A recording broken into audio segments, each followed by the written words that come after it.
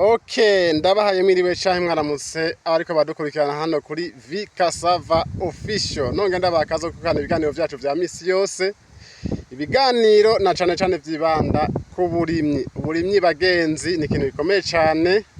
Ikintu cingira kamaro cane. Ata burimyi nta buzima. Ata buzima umuntu ntiyoshobora kubaho. Kaze rero mu kukana ibiganiro vyacu vy'uburimyi vya misi yose.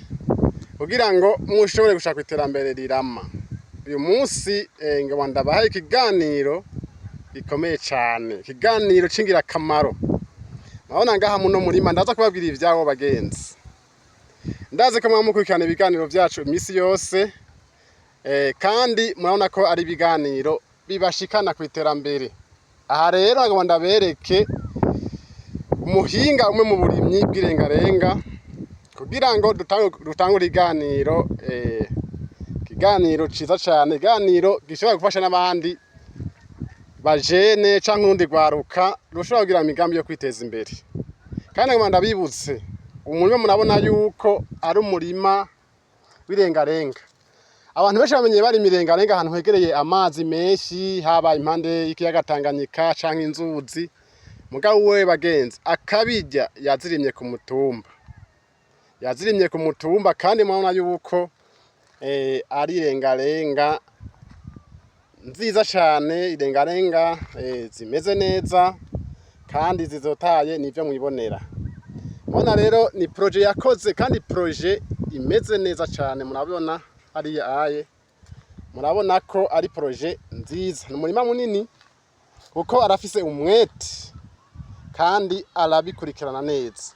Reka rero tuganire nawe kugira ngo nawe ababwire icyatumye akora ino projet naho yabikuye. Ndakuramukije Fabrice, meze neza? Ego meze neza cyane. Okay. Rero twarabonye ingene kurikirana buno burimyi, twagomba uramutse ariko badukurikirana hanyuma utubwire icyatumye ukurikirana ukora no mugambi wawe w'uburimyi nkuko nanje naho nabikoze kenshi kandi nakubonye mbona byanezereye. Mvuga ati reka tuganire ushobora gusangiza abene gihugu kumbure buba taratahura neza ibintu bijanye n'uburimyi. Karibu rero ugice ucubabwiye. Ego murakoze cyane, ndabaramukije abariko baradukurikirana. Hanyuma sinzi ko nobidondora.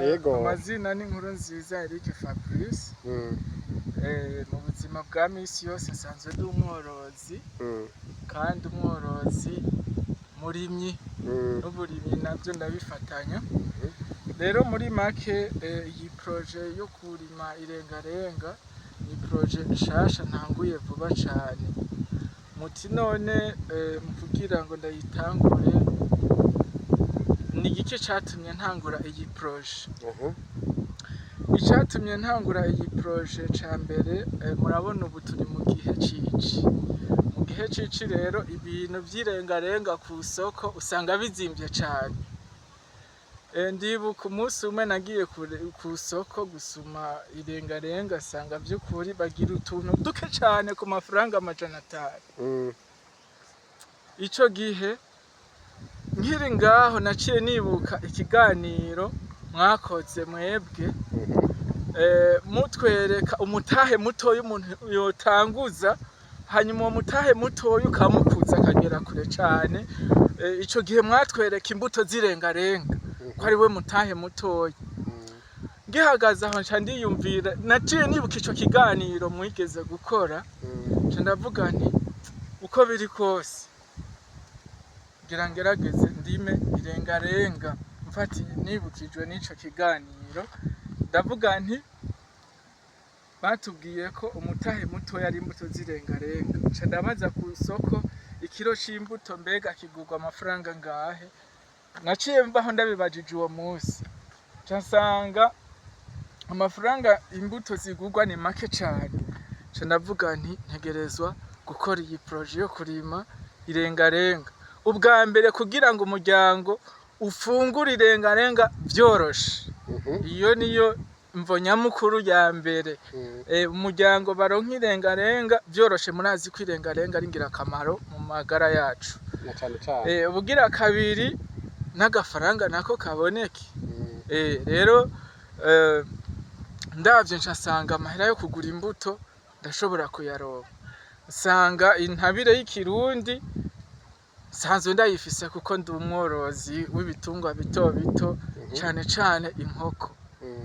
Rero aha hantu nari nsanzwe ndahafise gutya nyene narahakose, ndaharima mu gihe c'agatasi kubera ko murabona ni ku musozi, n'ahantu h'inyovu, sinashoboye kugira ico ndahakuye. Mugabo maze kugira ico ciyumviro co kurima irengarenga ndavuganye uko biri kose harya ahantu sinobura ikintu ndahavana. Ca ndatangura rero iyi projet yo kurima hano. Ca ndaza kuvuga uwo musi bukeye nashitse nshikira ngaha kurima, ndaharima neza, ndahatunganya neza. Aha n'ahantu h'inyovu vy'ukuri, nawe urabibona, n'ahantu hari hamaze imyaka myinshi bataharima, kubera ko hari ahantu h'urukuburuke nyene ubona ko ata kintu wohatera ngo kihabe. Mugabo rero nca ndaza ndahategura neza, nca ndazana amase y'inkoko ndashiraho, ndatera irengarenga, murabibona nawe urabibona ko zimeze neza cane. Aha mbere nokumenyesha yuko amahera ya mbere maze kuyarya, nkongera nkakumenyesha yuko ubu uye gufungura irengarenga mu muryango ari ibintu vyoroshe cane, nta kibazo na kimwe. Igihe cose tuzikeneye duca tuzifungura vyoroshe. Urakoze cane. Nagomba nongere mbwira ko batwumviriza, mwarabonye video naberetse, ivideo nariko ndabereka imbuto z'irengarenga nkuko ariko arabivuga, ndabereka yuko ingene ushobora kuzigwiza. Nawe yarumvise umugambi kandi mwana ko yabyize mu ngiro, mwana ko ari umugambi ugera kure cane kandi amaze kuronka agafaranga, kandi umuryango kagira gute ukaronka n'irengarenga ufungura. Mwana kandi yuko yahakoze ari ahantu, reka ndabereke ingene hari hameze.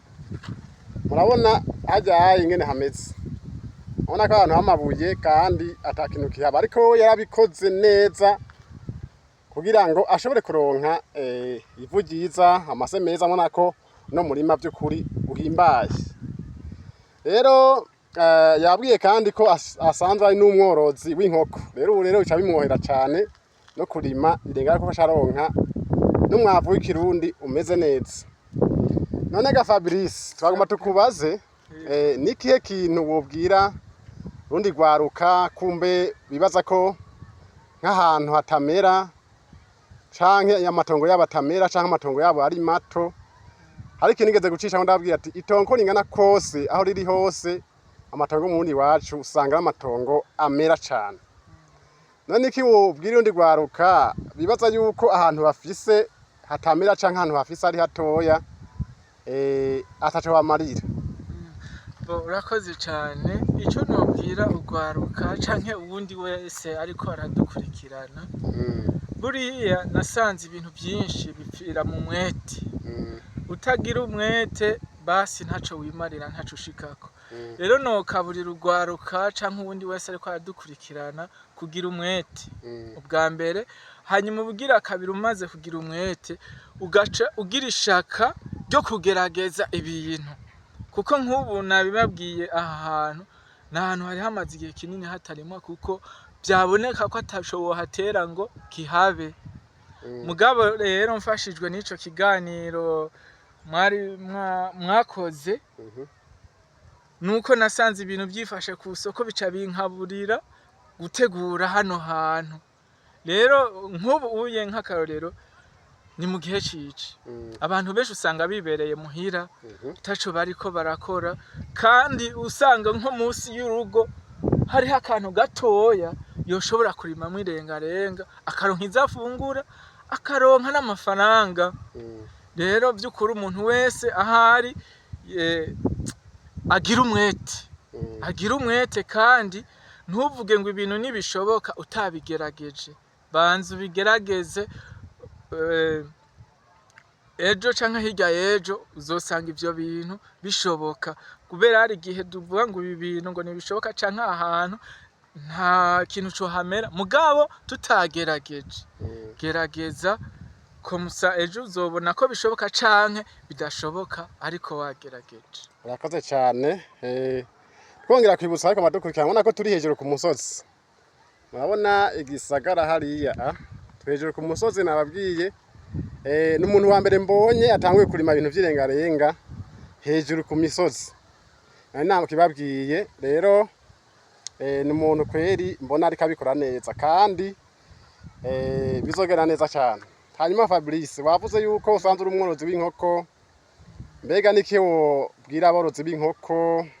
Mbega umunsi wofise nk'abantu ushobora kubukurikiranira inkoko ko nabonye ubizi neza, wabwira iki nk'abantu basanzwe borora inkoko canke abantu bifuza korora inkoko, ntakajambo wabwira? Murakoze cyane. Nagomba ndababwira yuko ubworozi bw'inkoko ari ikintu coroshe gukora ariko gisaba umwete, kandi murabizi byose n'umwete. Abasanzwe boroye inkoko barabizi cyane, abo nta ngorane nobatera intege. Mugabo ku muntu ataragerageza korora inkoko nomuhamagarira kuzorora, kuko inkoko ni ingirakamaro cyane mu muryango. Ubwa mbere jewe nk'icatumye norora inkoko, ubwa mbere umuryango uronke irigi vyoroshe, umuryango uronke akanyama vyoroshe, ubugira kabiri ndonke n'amafaranga. Mugani wanye n'icubahiro ati umunwa wose uronke ivyo ufungura n'umufuko wose uronke amafaranga. Rero ubworozi bw'inkoko buroroshe cane kandi bugoye buke buke. Buroroshe gute? Nukuvuga iyo uzitayeho, donc ikintu cose nasanze gisaba umwete mon cher. Ikintu cose gisaba umwete, utagize umwete ibintu ntaho uva kandi ntaho wigeze. Inkoko rero ziroroshe cyane igihe ugize umwete wo kuzigaburira, ukazigaburira ku mwanya mwiza, ukazigaburira ivyo kurya bikwije ivyankenerwa, ukongera ukazivuza. Kubera rimwe na rimwe twebwe abarundi hari igihe tuvuga ngo tworore, sivyo? Ugasanga umenga igitungwa cacu tukigaburiye biraheze, ariko kukigaburira ni kimwe, gukurikirana amagara yacu naco ni kindi. Ibyo rero birajana.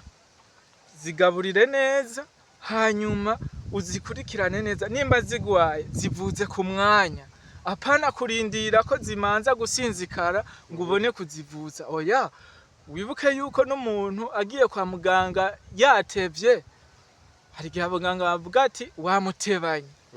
Kumbure iyo umujana ku mwanya bari kumufasha, kubera ko wamujanye umwanya wagiye, ugasanga birabagoye ingene bamufasha. Rero no mu bworozi bw'inkoko nuko bimeze.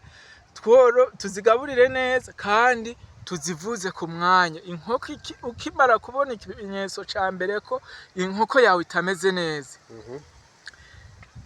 yironderera umuti. Urashobora kuzazanirwa n'ivyo igwaye, hamagara ubimenyereye abigufashe. Jewe rero ndafise abantu batari bake sanzwe nkurikirana inkoko zabo.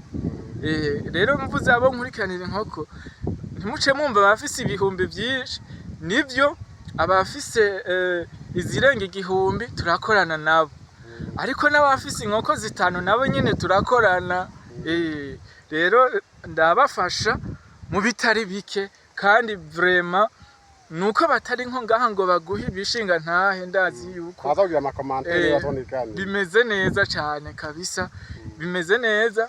Mbere kubo bavyipfuza, ushaka kubaka agapuraye gatoya, urashobora kundondera nkabigufasha. Ushaka ko nazikurikirana neza mu bijanye n'ubuvuzi, naho nyene ushobora kundondera nkabigufasha. Ushaka ko ndagukorera agaformire k'ivyo kurya kugira ngo uzigaburire ivyo kurya bimeze neza, aho naho nyene urashobora kundondera nkabigufashamo.